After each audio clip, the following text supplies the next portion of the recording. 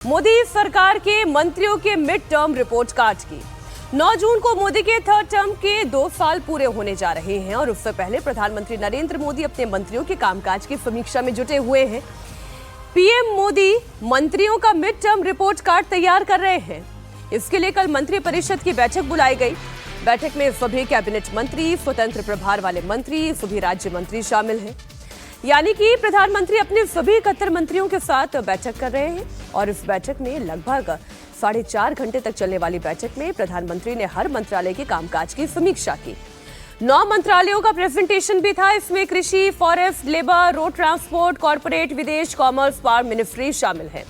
प्रधानमंत्री ने इस दौरान सभी मंत्रालयों में रिफॉर्म पर जोर दिया और कहा कि जनहित को सर्वोपरि रखकर काम करें। सभी विभागों को निर्देश दिया गया कि फाइलों का निपटारा जल्द से जल्द किया जाए। कम समय में ज्यादा काम करना होगा। कामकाज में सरलता लाने का भी निर्देश दिया गया। साथ ही प्रधानमंत्री ने कहा कि 2047 विकसित भारत केवल एक नारा नहीं है, बल्कि ये एक अटूट कमिटमेंट है।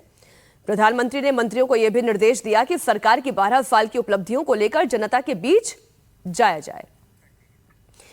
पीएम मोदी ने उन मंत्रालयों और मंत्रियों को भी सख्त हिदायत दी जिनका परफॉर्मेंस रैंकिंग के हिसाब से कमजोर था। पीएम मोदी ने उन्हें अपने परफॉर्मेंस में सुधार लाने के लिए कहा। बताया जा रहा है कि पीएम मोदी ने अपने मंत्रियों का जो रिपोर्ट कार्ड तैयार किया है, उसके मुताबिक टॉप 5 और बॉटम 5 मंत्रालय भी तय किए गए हैं। इसके लिए उन्होंने 2 मापदंड रखे थे। पहला, फाइलों का निस्तारण और दूसरा, पब्लिक ग्रीवेंसेस यानी कि जनता की शिकायत। जिन मंत्रालय ने फाइलों का निपटारा फटाफट किया और जनता की शिकायतों को निपटाने में तेजी दिखाई, उन्हें टॉप 5 मंत्रालयों में रखा गया, जबकि 2 मंत्रालय जो फाइलों को निपटाने में सुस्ती दिखा रहे हैं और जनता की शिकायतों को निपटाने में देरी कर रहे हैं, उन्हें बॉटम 5 में रखा गया। बताया जा रहा है कि बॉटम 5 वाले मंत्रियों को पीएम मोदी ने सख्त हिदायत भी दी है और जल्द से जल्द फाइलों के निपटारे करने का भी आदेश दिया है। आपको जानकारी दे दें कि 9 जून को मोदी सरकार के थर्ड टर्म के 2 साल पूरे होने जा रहे हैं और इस दिन मोदी सरकार अपना मिड टर्म रिपोर्ट कार्ड भी पेश कर सकती है। इसलिए मंत्रियों को 9 जून को दिल्ली में रहने के लिए ही कहा गया है। तो इंपॉर्टेंट ये है अजीत जी कि ये बिल्कुल पेरेंट्स टीचर मीटिंग जैसा है कि किसने क्या काम किया है, लाओ फिर अपना पूरा रिपोर्ट कार्ड 2 साल का दिखाओ और उसके बाद उसमें भी टॉप 5 बॉटम 5। लेकिन एक जो हमारे सोर्सेस इंफॉर्मेशन दे रहे हैं वो ये कि अभी मिड टर्म कोई बहुत बड़ा बदलाव नहीं होने जा रहा है, पर हाँ हिदायतें जरूर दी जाएंगी कि कहां पे तेजी लानी है और कहां सुस्ती में काम हो रहा है, तो पेच कसने हैं। बिल्कुल, और इसी वजह से इस जो मंत्रिपरिषद की कल शाम में बैठक हुई है उसकी चर्चा इसी वजह से ज्यादा हो गई क्योंकि इसके ऊपर राजनीतिक पहलू हावी हो गया। ये एक प्रशासनिक कवायद है, एक प्रशासनिक एक्सरसाइज है, एडमिनिस्ट्रेटिव एक्सरसाइज है जो प्राइम मिनिस्टर करते हैं और तमाम मिनिस्ट्रीज ने पहले ही अपने कामकाज का सारा ब्यौरा कैबिनेट सेक्रेटेरिएट को भेज दिया था। कैबिनेट सेक्रेटेरिएट की तरफ से एक सारी चीज़ों की एक सूची बनाई गई थी, लिस्ट जैसा आपने अभी बताया कि क्या काम हुए, और सबसे ज़्यादा जो ध्यान जिस चीज़ पर दिया गया वो ये था कि नवाचार क्या हुआ, नया काम आपने क्या किया, जो फ्लैगशिप स्कीम्स थी उसको आपने कैसे इंप्लीमेंट किया।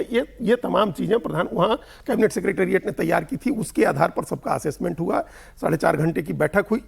ये एक्सरसाइज है एक एडमिनिस्ट्रेटिव, लेकिन चूंकि 2 साल पूरे हो रहे हैं और पहले दिन से ये चर्चा शुरू हो गई कि कैबिनेट का में फिरबदल होनी है, रिसफल होना है और राष्ट्रीय अध्यक्ष नए बने हैं। 20 जनवरी के बाद से ही इंतजार किया जा रहा है कि वो अपनी नई टीम बनाएंगे। तो संगठन और सरकार दोनों में फेरबदल की जो चर्चा शुरू हुई उसकी वजह से इस पर फोकस, इस पॉलिटिकल नजरिए से फोकस ज्यादा बन गया कि इसमें क्या, इसके पीछे राजनीति ज्यादा देखी जाने लगी। और वो उसका भी एलिमेंट है, ऐसा नहीं है कि उसमें राजनीति का एलिमेंट नहीं है, राजनीति का एलिमेंट है। इस आधार पर असेसमेंट किया जाएगा। निश्चित रूप से प्रधानमंत्री के पास हर मिनिस्ट्री की रेगुलर फीडबैक जाती है। ये एक कंबाइंड फीडबैक आई है। कैबिनेट सेक्रेटेरिएट ने भी अपनी तरफ से मार्किंग करके दिया होगा कि ये काम है, यहाँ काम लैग कर रहे हैं हम लोग, तो उसको ठीक करना है। वहां कौन नया आदमी आ सकता है, कुछ लोगों के विभागों में फेरबदल होने की बात है, कहाँ नया व्यक्ति ले आया जाए, कौन इंपैक्ट वाली मिनिस्ट्री है।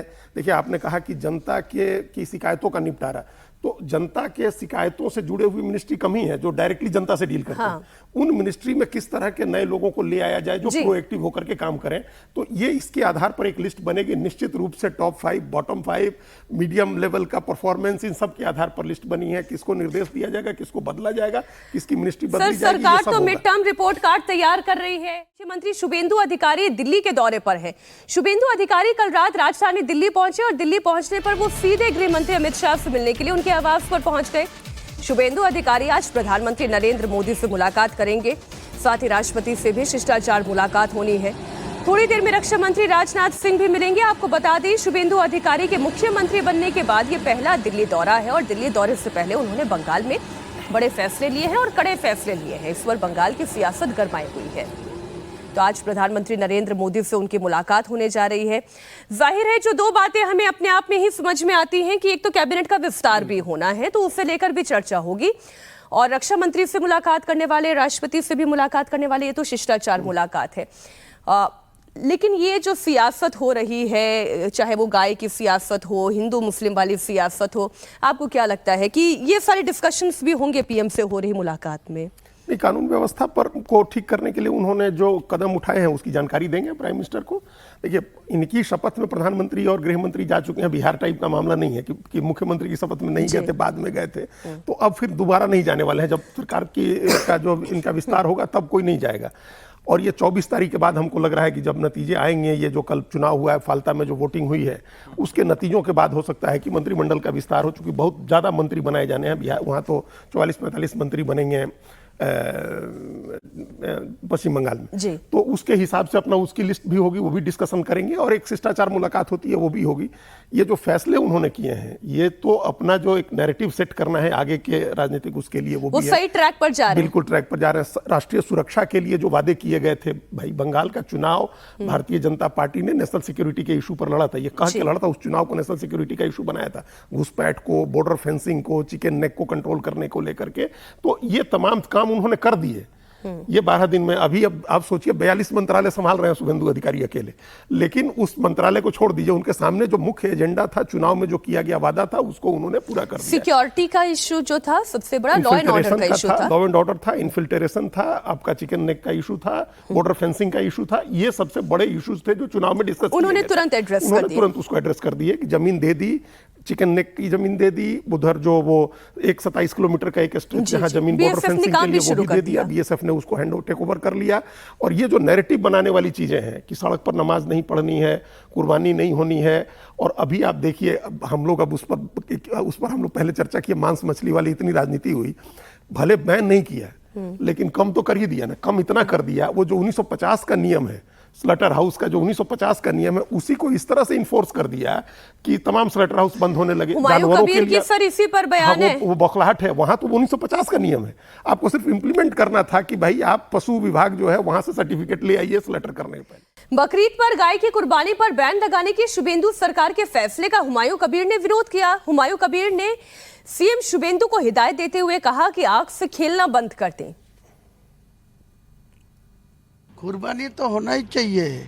ये 1400 साल से ज़्यादा टाइम से सारा इंडिया नहीं है, सारा देश का, विश्व का जो मुसलमान है, सब लोगों को वो कुर्बानी, पशु कुर्बानी देते हैं। कुर्बानी का अलग एक महत्व है, वो कुरान का निर्देश है। जितने को पास कुर्बानी देने का हिम्मत है, पैसा है, तो उनको वो करना ही चाहिए। तो अल्लाह के खुशी करने के लिए अल्लाह ने जो निर्देश दिया कुरान में, वो तो मानना ही चाहिए। हर मुसलमान ये मानेगी, किसी को ये नहीं रोक सकता। दिल्ली में वो भैंस का काट के, वो गाय काट के एक्सपोर्ट इंपोर्ट कर रहा है, वो पैसा खा रहा है। इंडिया गवर्नमेंट क्यों ऐसा कर रहा है? सारे लाइसेंस कैंसिल कराना चाहिए। तो यहाँ क्यों ऐसा बोल रहा है? ये बोलने का जरूरत नहीं है। ये जो हुमायूं कबीर कह रहे हैं, पहली बात तो ये सीएम को चैलेंज कर रहे हैं। और लेकिन मेरा सवाल यह है कि जो उत्तर प्रदेश में मुख्यमंत्री योगी आदित्यनाथ का वर्किंग स्टाइल है, वो सीधे सीधे कह देते हैं कायदे में रहोगे तो फायदे में रहोगे। क्या शुभेंदु अधिकारी वो काम पश्चिम बंगाल में कर पाएंगे? बिल्कुल कर पाएंगे। देखिए, कारण ये है कि एक तो संविधान में जो डीपीएसपी है, director principle of state policy, उसमें एक आपको इंस्ट्रक्शन है जिसके आधार पे बहुत सारे 1960 के दशक से खासकर काउ स्लॉटर पे बैन लगने शुरू हो गए थे। कांग्रेस के जमाने से है, बंगाल में भी जैसा कहा गया 1950 से ये कानून है। ठीक है, आपने इस कानून को अनदेखा करके एक ढिलाई दे दी वोट बैंक पॉलिटिक्स के कारण। दूसरी बात, सवाल यहां कुर्बानी बैन करने की नहीं है, सवाल यहां गाय की कुर्बानी बैन करने की है। गाय को लेके एक तो आपका संवैधानिक और कानूनी प्रावधान है कि आप नहीं करेंगे, दूसरा उसमें एक धार्मिक भावना भी है। उसको बिल्कुल अनदेखा करके एक आपको लाइसेंस मिले, छूट मिले। लेकिन महुआ मोइत्रा तो हाईकोर्ट चली गई। हाँ, चूंकि वो जहां से जीतती हैं, वहां पे चापरा 1 और चापरा 2 दो विधानसभाएं वहीं से तो जीतती है कृष्णानगर में, बाकी जगह से तो वो पीछे होती हैं। लीड उनको जहां से मिलता है तो उसकी वकालत नहीं करेंगी, तो ऐसे ही टीएमसी डूब रही है। 2029 में तो वो लोग भी बोलेंगे कि आपने हमारे लिए क्या किया, तो वो अपना 2029 का एक तैयार कर रही है माहौल की कम से कम हमने कोशिश की। सवाल ये उठता है कि आपको कुर्बानी देनी है, आप दीजिए, कानूनी तरीके से दीजिए जिस चीज का देना है। आपको गाय की कुर्बानी देनी है, मुर्शिदाबाद की बात का, मुर्शिदाबाद मालदा, यहां से गाय की तस्करी बांग्लादेश में होती है, हर कोई जानता है। उधर से असम में आप देख लीजिए, धुबरी ग्वालपारा वाले एरिया से तस्करी होती है। वो तो केले के तने में गायों को बांध करके जिस तरीके से नदी में छोड़ दिया जाता है कि फिर वो बहते हुए बॉर्डर पार चले जाएं, ये तस्वीरें हमने कई बार देखी और इन पर डिटेल्ड रिपोर्ट अपने दर्शकों तक पहुंचाई भी है। और अब अगर कोई कानून बन रहा है तो फिर आपत्ति क्यों हो रही है, इसके पीछे आप समझ सकते हैं मामला राजनीतिक है।